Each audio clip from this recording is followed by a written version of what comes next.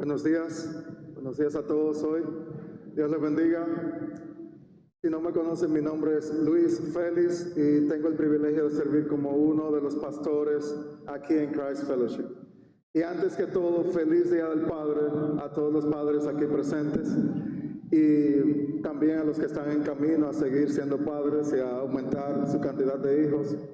Y sé que también es un día donde si hemos tenido malas experiencias puede ser un día difícil también, pero como hemos estado cantando y meditando, tenemos un Padre en los cielos que es perfecto y es mejor que cualquier ejemplo que podamos tener en esta tierra. Así que siéntate hoy agradecido y privilegiado de que estás delante de un Padre celestial, de quien vamos a escuchar en este momento a través de su palabra. Y también le agradecemos a las mujeres de la iglesia que han preparado todo ahí atrás, un brindis tan bonito. Gracias, Claudia, por ese trabajo. Y los padres que no pudieron ahorita, al final todavía queda mucho que compartir juntos. Así que vamos a orar en este momento. Señor, te damos gracias por tu palabra. Gracias, Señor, te damos por tu perdón. Gracias, Señor, porque si estamos en Cristo, hoy podemos venir aquí como tus hijos.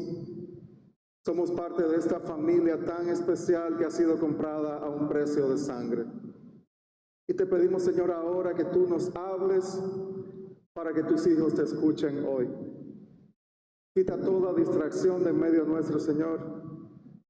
Y queremos tener oídos atentos y corazones dispuestos hoy a obedecer tu palabra, porque tu palabra es viva y eficaz. Gracias, Señor, te damos. En el nombre de Jesús. Amén. Cuando tú creces en Latinoamérica, como yo crecí, y yo creo que muchos de ustedes, estás normalmente rodeado de música por todos lados. No sé si ustedes están de acuerdo con eso. Música por todos lados. Desde la casa hasta el vecino de al lado que tiene una música alta usualmente, o cuando vas a la peluquería o al salón de belleza, que también hay ahí mucha música en medio, o cuando incluso se está limpiando la casa y la escoba se convierte en ese micrófono improvisado donde tú comienzas a cantar a viva voz una música en ese momento, o hasta lavando el carro. Yo recuerdo un vecino que yo tenía que para lavar el carro siempre usaba la misma canción y se me quedó siempre en mi memoria hasta el día de hoy. Y eso hace que en medio de esa realidad tenemos canciones que nos marcaron de una u otra forma. Y cada uno tenemos la nuestra. Yo sé que ya ustedes están ahora mismo tarareando en sus mentes esa canción favorita que los marcó toda su vida. Pero para mí personalmente, cuando yo iba creciendo, hubo una canción de un cantante español que se llama Marcos Vidal. Él tenía una canción que se llama El Milagro, que marcó mi mente, mi corazón y mi vida de una forma especial. Esa canción decía: aún no puedo asimilar lo que me ha sucedido. No se preocupen, yo no voy a cantar hoy aquí. Aún no puedo asimilar lo que me ha sucedido, el milagro más glorioso que yo he vivido, que después de malgastar lo que no era mío, no he tenido que pagar. Él decía: yo traicioné a aquel que me perdonó la vida, humillé al que curó toda mi herida, y en mi huida coseché lo que merecía. Y desvanecido en mi dolor, decía esa canción, en algún momento Él me encontró. Y él decía en el coro de esa canción: he despertado en el redil y no sé cómo. He despertado en el redil y no sé cómo. Cuando meditaba en esta canción y veía mi propia vida imperfecta delante de un Dios justo, que me ha salvado, que me ha cambiado, que me ha transformado, y oí esta canción, yo también decía: Señor, yo no sé cómo. Y es en ese cómo que estaremos meditando en el texto de hoy. Primera de Pedro capítulo 3, verso 18. Pueden buscarlo, seguimos nuestra serie en Primera de Pedro. Estaremos meditando en ese cómo. Cómo tenemos un ejemplo perfecto de sufrir por hacer el bien en Cristo. En cómo ese sufrimiento de Cristo nos remueve a nosotros de un sufrimiento eterno y espeluznante. De cómo ese sufrimiento de Cristo termina en una victoria resonante. Y estaremos viendo en estos versos del 18 al 22 de Primera de Pedro 3, el tema sufrimiento y victoria. Sufrimiento y victoria. Y si recordamos, la semana pasada acabamos en el verso 17 de Primera de Pedro 3, que decía, pues es mejor padecer por hacer el bien, si así es la voluntad de Dios, que por hacer el mal. Se nos presenta la idea de que si es la voluntad de Dios, sufrir por hacer el bien está bien. Incluso es considerado, vivimos un gozo o un privilegio como parte de ese pueblo elegido de Dios si estamos sufriendo de acuerdo a su voluntad, como estaba pasando con los lectores originales de esta carta. En esta última sección del capítulo 3 que estaremos viendo hoy, Pedro ahora les recuerda a esos creyentes y a nosotros hoy, si ustedes están sufriendo por hacer el bien, por hacer la voluntad de Dios, ustedes están en una muy buena compañía. Nuestro Señor Jesucristo, el quien Él llamó el guardián y pastor de sus almas, es el mayor ejemplo de alguien que sufrió por hacer el bien.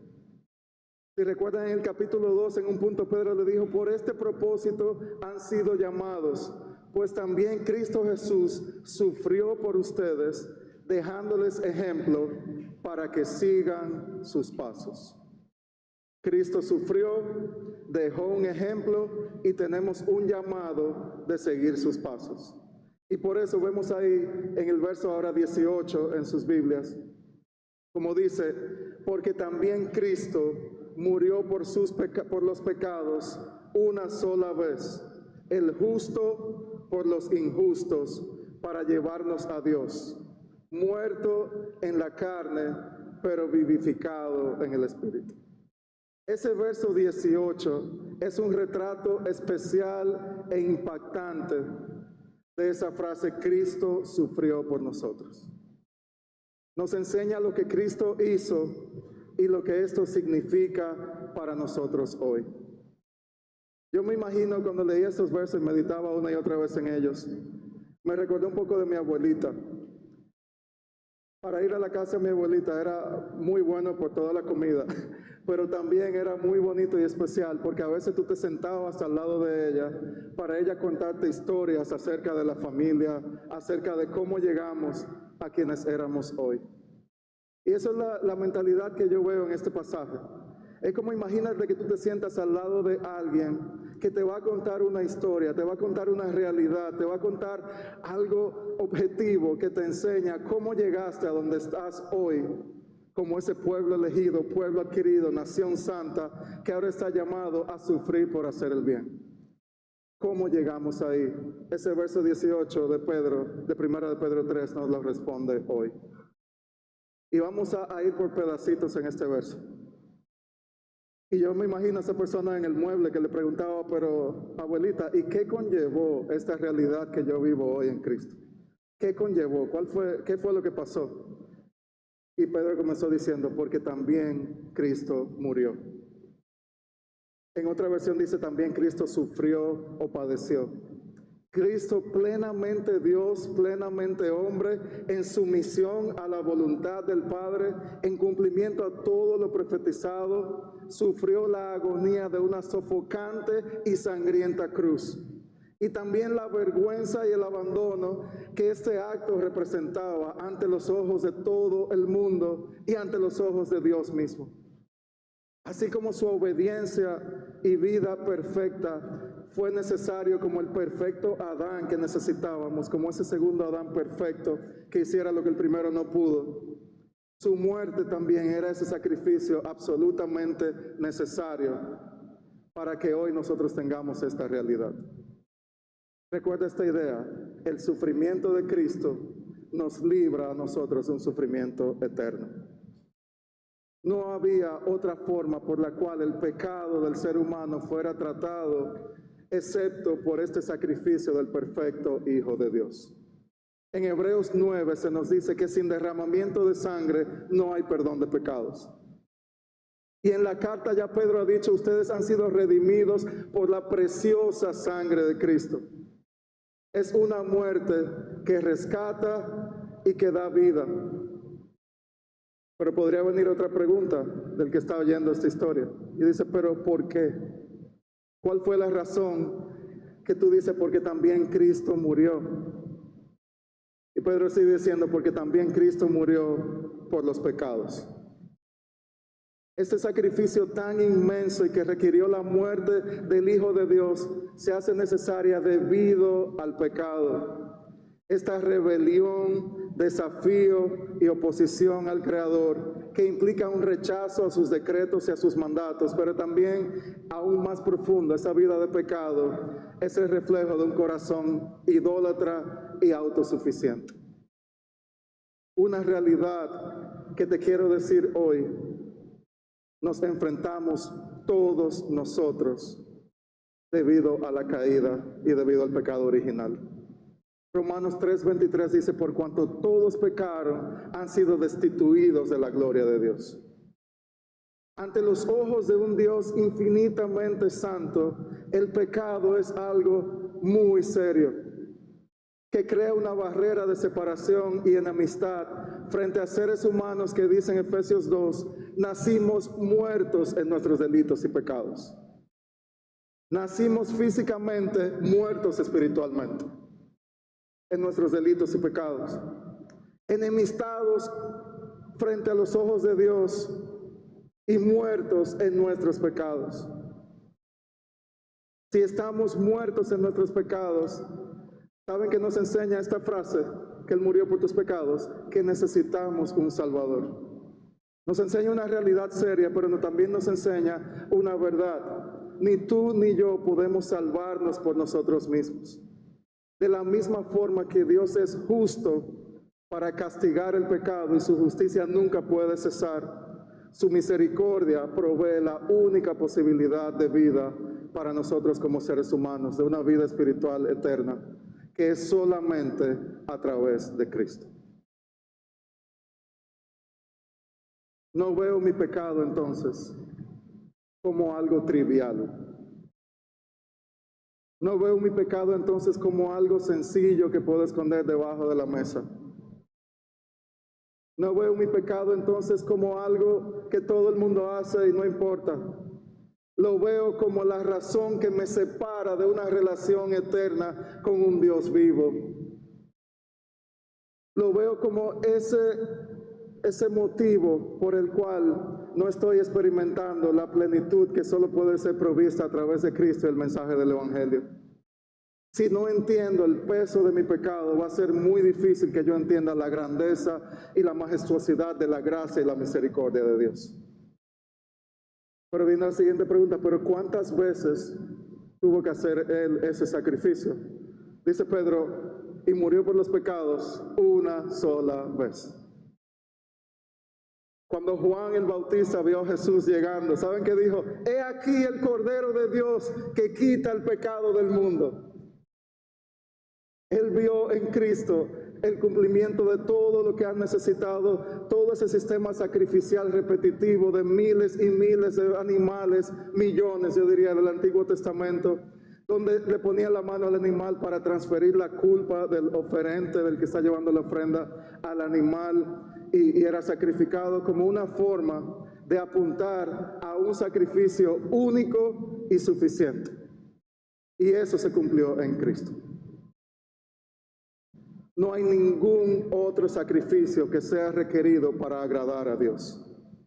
En Hebreos 9:26 dice, pero ahora en el fin de los tiempos, Cristo se presentó una sola vez y para siempre para quitar el pecado mediante su propia muerte en sacrificio. Un sacrificio único, final y eficaz. La deuda ha sido pagada en Cristo. ¿A quién le gusta que le paguen una deuda? A todos, ¿verdad? Yo todavía recuerdo en ese restaurante que fui, estábamos toda la familia un domingo después de la iglesia, somos 5 para que sepan, la cuenta ya no es tan sencilla. Y hace unos años estábamos en ese restaurante, acabamos de comer, llamamos a la mesera, como todo normal, pedimos la cuenta, y esa mesera me dice, no, ya su cuenta está cubierta. Y yo, ¿cómo puede ser eso? ¿Cómo es posible? Y ella me señaló, usted ve ese señor que está allá, él ha pagado la cuenta por ustedes. Su deuda ha sido pagada, se pueden ir del restaurante. Es la misma realidad que sucede cuando dice una sola vez, por un sacrificio único y perfecto, la deuda de aquellos que ponen su fe en Cristo y que se arrepienten de ese pecado que los separa de Él, una sola vez fue suficiente para que ahora toda la deuda nuestra haya sido cubierta y pagada. ¿No es eso maravilloso? ¿No es eso maravilloso y especial? El perfecto dice ahora, ¿cómo lo hizo? Tú dirías, ¿cómo lo hizo? Dice, el justo por los injustos. O sea, una sola vez, pero también con una característica especial. El justo por los injustos. Aún sin cometer ningún pecado, siendo Dios, Cristo sufrió por nosotros, los pecadores, con el fin de reconciliarnos con Dios. Él es nuestro sustituto. Él tomó el lugar que tú y yo merecíamos. Ese lugar de castigo y condenación es el lugar que nos toca a ti y a mí, y fue tomado por el perfecto Hijo de Dios para de forma única y perfecta librarnos para siempre de una condenación eterna. Segunda de Corintios 5:21 dice, pues Dios hizo que Cristo, quien nunca pecó, fuera la ofrenda por nuestro pecado, para que nosotros pudiéramos estar en una relación correcta con Dios por medio de Cristo. Glorioso intercambio, como cantamos a veces. El perfecto toma el lugar de su enemigo. Pero tú te preguntarías, ¿pero para qué todo esto? Y Pedro también lo responde en ese verso 18. Murió por los pecados una sola vez, el justo por los injustos. ¿Para qué? ¿Con qué finalidad? Para llevarnos a Dios. Cuando yo meditaba en este pasaje, eso era algo increíble. Yo veía mi vida y que te digan que toda esta obra de Cristo es más que ver una película de Semana Santa. Es más que venir a la iglesia en Navidad a celebrar el niño Jesús. Es mucho más que eso. Es que Dios mismo, a través de su obra perfecta, Él lleva a pecadores que se arrepienten hacia Él. Cuando Cristo murió en la cruz, dice que el velo se rasgó. Ya no había una separación del lugar santísimo como había en el Antiguo Testamento. Ahora tenemos un acceso directo y sin intermediarios delante del Dios de la gracia.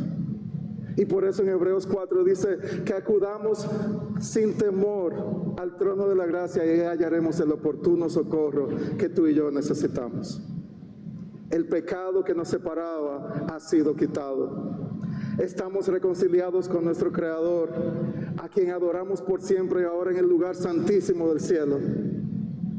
Y por una vez y para siempre, y por toda la eternidad, tenemos acceso como hijos de Dios a un Padre especial y amoroso. Y la gente que estaba al lado en el mueble oyendo la historia dijo, pero ahí termina todo. Pedro dice, no. Muerto en la carne, dice la parte final del verso 18. Muerto en la carne, pero vivificado en el Espíritu. Por el poder del Espíritu, aun cuando murió físicamente, en un trabajo del Dios Trino para de una vez y para siempre a través de la resurrección, ahora la muerte ha sido vencida y la victoria en vida eterna a aquellos que han puesto su fe en Él. Un sufrimiento que lleva a victoria, una muerte que trae vida. Qué gran bendición ese verso 18. Hubo uno que tomó tu lugar. Hubo uno que sufrió mucho más que tú y que yo, aun cuando tú y yo merecíamos mucho más castigo, para que hoy cualquier sufrimiento que tengamos por hacer el bien de acuerdo a su voluntad, lo vemos como mucho más pequeño. Participamos de los sufrimientos de Cristo, pero el sufrimiento de Él es otra dimensión. Pero ahora sufrimos por hacer el bien con agradecimiento y lo vemos en su justa dimensión. Un sacrificio suficiente. una sola vez. Un sufrimiento inmerecido, el justo por los injustos. Un sufrimiento con propósito para llevarnos a Dios. Un sufrimiento que termina en victoria, demostrando que Él tiene el poder sobre la muerte, vivificado en el Espíritu. Y por eso el mismo Pedro, si ustedes lo ven en el libro de Hechos, hubo un momento en que él dijo: en ningún otro hay salvación. Cuando tú entiendes todas estas realidades que acabamos de ver en el verso 18, te quiero decir hoy lo mismo que dijo Pedro hace 2000 años: en ningún otro hay salvación. Y te pregunto hoy, ¿dónde has estado buscando salvación? ¿Dónde has estado buscando esa llenura que como seres humanos muchas veces decimos siento un vacío? ¿Dónde estás buscando sentido y propósito en tu vida? ¿Sabías que todos nosotros un día vamos a tener que rendir cuentas delante de Dios? Y hay dos formas posibles: o decimos yo estoy escondido en este Cristo que tiene un sacrificio suficiente, inmerecido, victorioso y con propósito, o estoy desprotegido y condenado eternamente. Y todo esto por causa de este pecado que a veces parece tan trivial y tan sencillo. No hay salvación fuera de Cristo. No hay esperanza fuera de Cristo. No hay propósito y sentido en la vida si todo se basa en lograr cosas en esta tierra. Ninguna posesión, ninguna profesión, nada en la tierra puede proveer salvación y ser declarados justos delante de los ojos de Dios que la obra de Cristo a nuestro favor.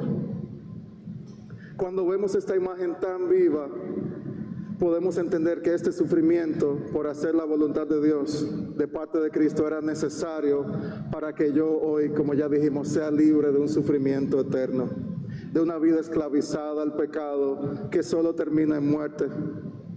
Y cuando entiendo esta realidad, puedo saber que hoy también tengo esperanza de que si estoy en Cristo, puedo experimentar la justicia de Dios, pero también la misericordia de Dios. Acude hoy a los pies de Cristo. Acude hoy a los pies de Cristo. Ven en fe y en arrepentimiento a Él, y que esta sea tu historia también hoy, que has entendido que en ningún otro hay salvación y ahora puedes vivir el resto de tu vida con un gozo especial que solo Él puede proveer. Sublime gracia del Señor que a un infeliz salvó. Así decía John Newton. Un hombre que tenía esclavos y terminó arrepintiéndose y luchando por la abolición. Y él dijo, cuando entendió esta gracia de Dios, él dijo: sublime gracia del Señor que a un infeliz salvó. Fui ciego, mas hoy puedo ver. Estaba perdido y Él me halló. Que esa sea tu historia y mi historia hoy. Sin Cristo estamos perdidos.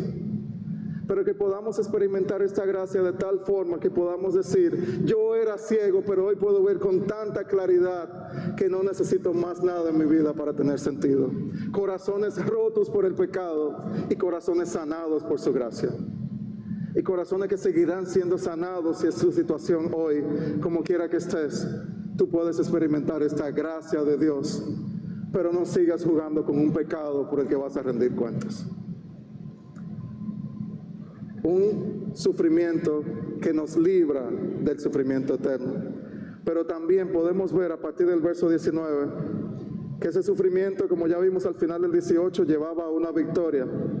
Pero también podemos decir a boca llena hoy que si estamos en Él, la victoria de Cristo es nuestra victoria. Sufrimiento y victoria. La victoria de Cristo es nuestra victoria. Miren lo que dice el verso 19. En el Espíritu también fue y predicó a los espíritus encarcelados, quienes en otro tiempo fueron desobedientes cuando la paciencia de Dios esperaba en los días de Noé, durante la construcción del arca, en la cual unos pocos, es decir, 8 personas, fueron salvadas por medio del agua. Y dice el verso 21, y correspondiendo a esto, el bautismo ahora los salva a ustedes, no quitando la suciedad de la carne, sino como una petición a Dios de una buena conciencia mediante la resurrección de Jesucristo. Ok, aquí viene la aclaración, como dice en inglés el disclaimer. Pedro en un momento dijo en su segunda carta que las cartas de Pablo eran difíciles de entender en ocasiones. Pero yo creo que a Pedro se le olvidó lo que él escribió aquí en estos versos. Les adelanto que estos versos del 19 al 21 son de los versos más complicados de interpretar de esta carta y yo diría que de toda la Biblia. Así que incluso cuando estaba preparándome leía comentarios y todos me decían algo diferente acerca de este pasaje. De gente que se ha dedicado a estudiar la Biblia y la toma con la seriedad, gente seria, difiere en este pasaje. O sea que hoy, Martín Lutero, para que tengan una idea, dijo, yo no estoy seguro de lo que Pedro quiso decir aquí. Dijo Martín Lutero. Y también esta semana me mandaron a alguien que un presidente de un seminario dijo, la única cosa que yo quiero hacer cuando llegue al cielo es preguntarle a Pedro qué fue lo que él quiso decir realmente en estos 3 versos. Así que con ese adelanto, y le digo que hay más de 180 combinaciones interpretativas de este pasaje, vamos a atrevernos con la voluntad de Dios a ver una de las formas en que yo voy a presentar esta mañana. Y les digo desde ahora, podemos diferir y no hay ningún tipo de problema en estos versos 19 y 20. Dice que Pedro predicó a espíritus encarcelados. Y esta es la parte difícil de comprender.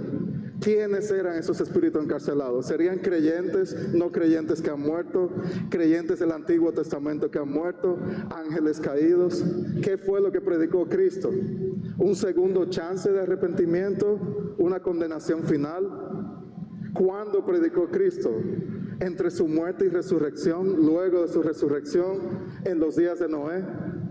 Y hay varias interpretaciones, como ya dije. Hay una que dice que Cristo ofreció una segunda oportunidad de salvación en el infierno. Y esta es generalmente rechazada por ser contraria a lo que está bien claro en la Biblia, que dice en Hebreos, los hombres mueren una sola vez y después de esto el juicio.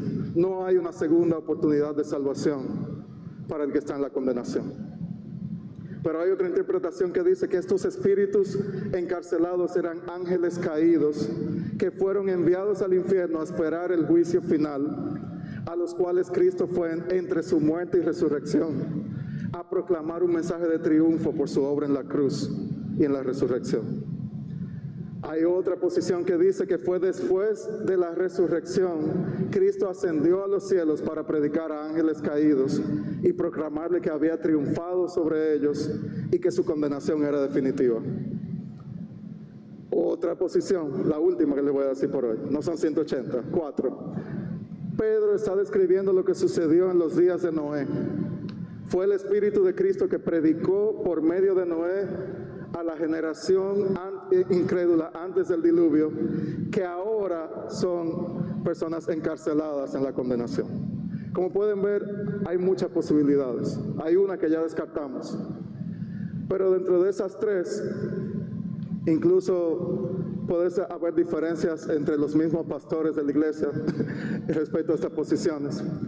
Personalmente me inclino por la idea de que el Espíritu de Cristo predicó por medio de Noé a la generación incrédula. En el capítulo 1, versos 10 y 11, dice el mismo Pedro, acerca de esta salvación, los profetas que profetizaron lo hicieron procurando saber qué persona o qué tiempo indicaba el Espíritu de Cristo dentro de ellos. El 1:11 dice, al predecir los sufrimientos y las glorias que seguirían. Así que sin ser dogmáticos, entiendo que esa es la que más se ajusta al contexto de la carta. Y también es una forma de que estos exiliados recibieran ánimo en medio de las circunstancias que vivían. Como vemos en Génesis, Noé y su familia eran una minoría de no creyentes hostiles. En medio de no creyentes hostiles, perdón. Eran una minoría en medio de no creyentes. Así también los lectores de la carta. Noé y su familia fueron perseguidos y burlados. Así también los lectores de la carta. Y en medio de todo esto dice que la paciencia de Dios esperaba 120 años en todo este proceso. Los 8 pocos fueron salvados y los lectores, aun cuando fueran pocos, ellos finalmente serán salvados. Y el verso 20 sigue complicándose. Y el verso 20 concluye diciendo que esas personas fueron salvadas por medio del agua. El arca, que era el instrumento utilizado por Dios para salvar su remanente, tenía agua debajo, agua alrededor, agua que caía sobre ella, y Dios los llevó a ese remanente a través de esas aguas a un lugar seguro. Podemos tener muchas posiciones diferentes, como ya dije. Puedo estar errado hoy y también lo admito. Pero lo que sí está claro es que esta sección del pasaje nos enseña que esta victoria a través del sacrificio de Cristo y su resurrección es poderosa y nos da ánimo a nosotros hoy también a seguir luchando en el medio del mundo hostil en que vivimos. Hay un sentido de seguridad de un arca que protegió a los que habían sido elegidos. Había un sentido de juicio en medio de aguas que ahogaron a aquellos que nunca pusieron su fe en Cristo. Y entonces en el verso 21, por si no fuera poco, Pedro sigue diciendo cosas que suenan complicadas. Y dice, y correspondiendo a esto, el bautismo ahora los salva a ustedes. ¡Wow! ¡Qué extraño se oye eso! Pedro dice, correspondiendo a esto, o sea, lo que yo les acabo de decir acerca de esta historia de Noé, de cómo el Señor mismo habló a través de Noé, que en la segunda carta Pedro lo llama un predicador de justicia. Aquí, entonces, esta contraparte, este antitipo del diluvio, él decía, el agua del diluvio simboliza el bautismo que ahora lo salva. Pero quiere decir Pedro aquí entonces que el bautismo salva a las personas, que el ritual del bautismo trae salvación a quien lo hace. No. En Efesios 2 somos salvos solo por gracia.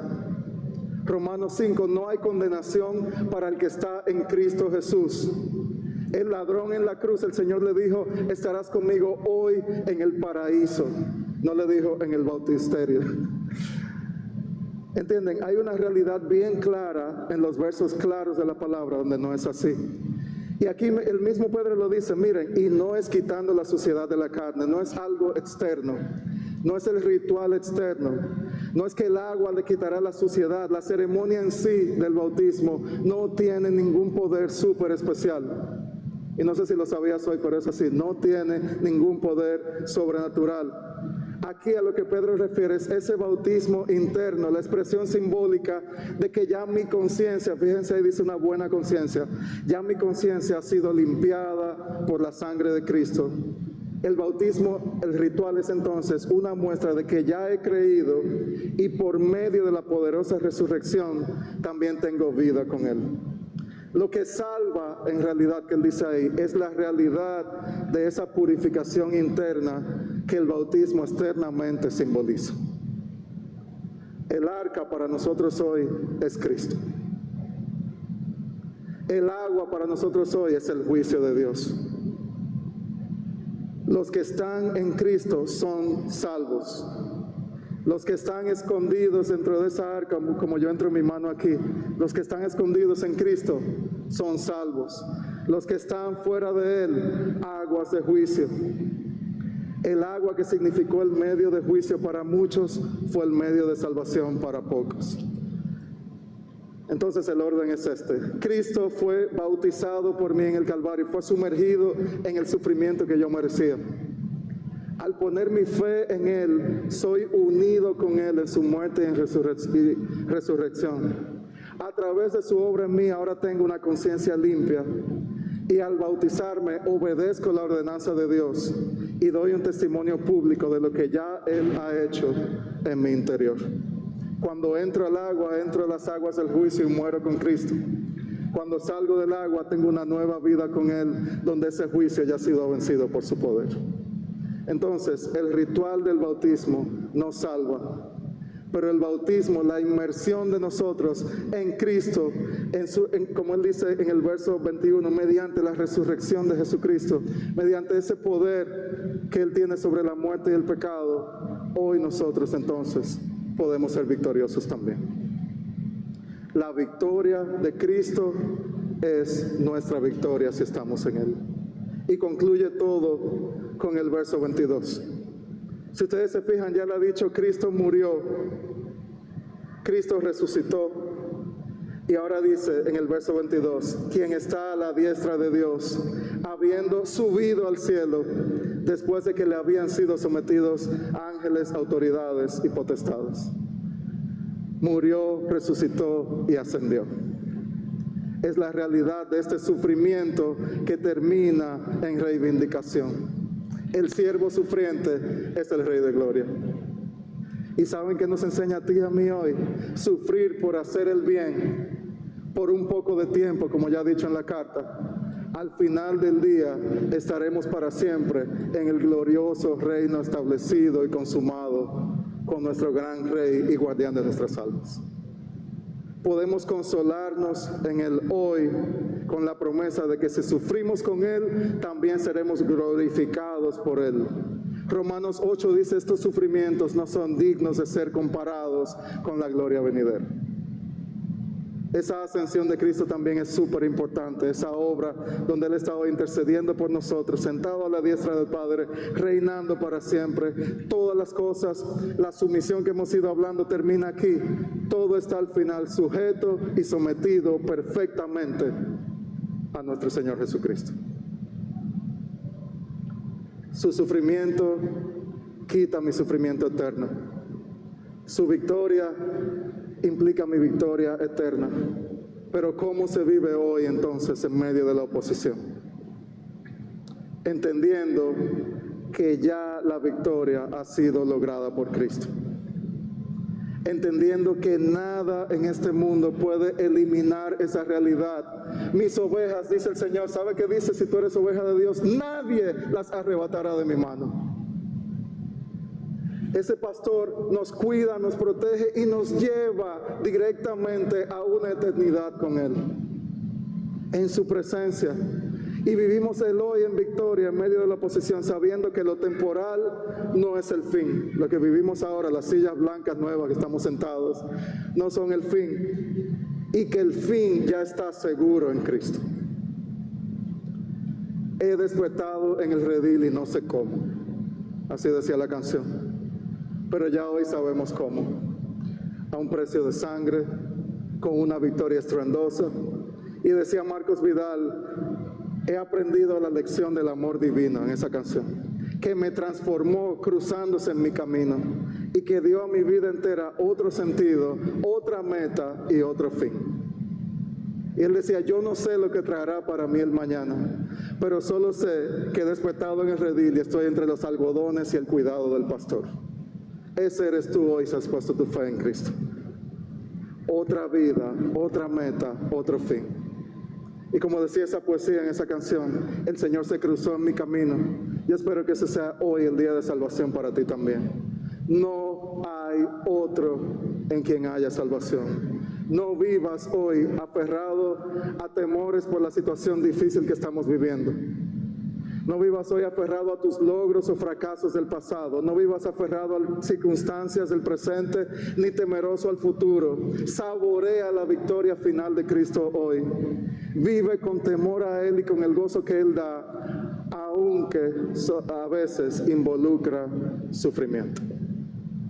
Sufriendo por hacer el bien, sabiendo que hay victoria en Cristo. Oremos. Te damos gracias, Señor, por tu palabra. Gracias, Señor, porque es viva y eficaz. Y gracias, Señor, por la esperanza que tenemos hoy, que una esperanza viva, que no marchita, que no cambia, porque es basada en la obra de un Dios eterno, todopoderoso. Un Dios, Señor, que además de ser soberano, inalcanzable, inescrutable, también es cercano a sus hijos y toma el lugar de castigo en medio de una cruz sangrienta, en medio de un pesebre sucio. Y te damos gracias, Señor, porque tú tomaste nuestro lugar para que hoy todos nosotros como tu iglesia podamos adorarte cada día y proclamar estas verdades ante el mundo. Y que podamos, Señor, en nuestra iglesia ver más y más esta confesión de una conciencia limpia en muchos bautismos que vendrán. en muchas personas, Señor, en las que tú te cruzaste en su camino y los has llevado a una relación directa con el Padre sin la necesidad de un sacerdote que sea intermediario, sin la necesidad de nadie más que la obra perfecta de tu Hijo. Espíritu Santo, transfórmanos, cámbianos, cambia nuestros deseos, Señor, hoy. Y haznos ver la realidad de nuestro pecado y la inmensa gracia y sublime que tenemos en ti. En el nombre de Jesús. Amén. Amén. Vamos a ponernos de pie para responder al sermón a través de esta canción que dice: Él me sostendrá. Y Él me sostiene a través de